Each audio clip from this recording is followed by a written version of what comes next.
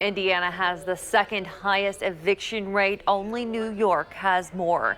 And renters are fed up. Many believe they don't have a voice. WRTV Statehouse reporter Meredith Hackler shows us what change they want to see and how they're trying to accomplish that. From ceilings falling in to holes in the wall, tenants in Indiana are fed up. And they came to the Statehouse to advocate for their rights and ask lawmakers for a change. Personally, after all these decades, I find it infuriating to see us here, still fighting. What Cyan Anderson is referring to is when she reported issues with her rental property back in 2001. When she wasn't getting answers about her water not working, she called 6. I just want us to live like humans again, basically. I want us to be treated, like we're human. When she reported the issues to us over 20 years ago, they were resolved quickly once we showed up with cameras. But now, all these years later, she says not a lot has changed with how tenants are treated.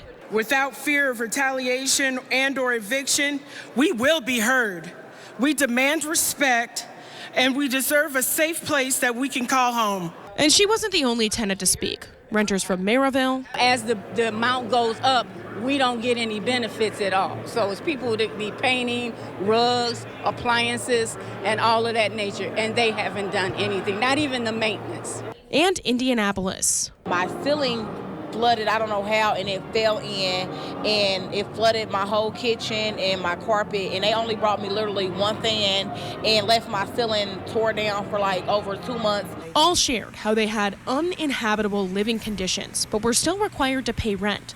Both Destiny Carver and Rhonda Cook no longer live at Cheswick Village Apartments because of how poor the living conditions were.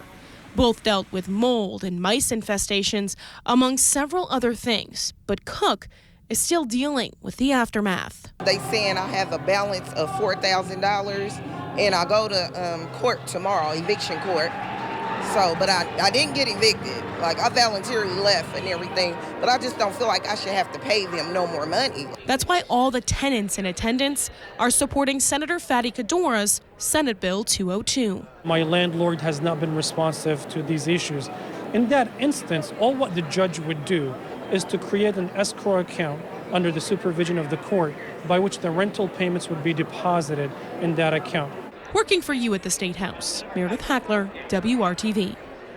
So under the bill, if there is a problem property, a judge would direct rent payments to go into an escrow account that is controlled by the courts, and the court would then determine how that money is used to help renters.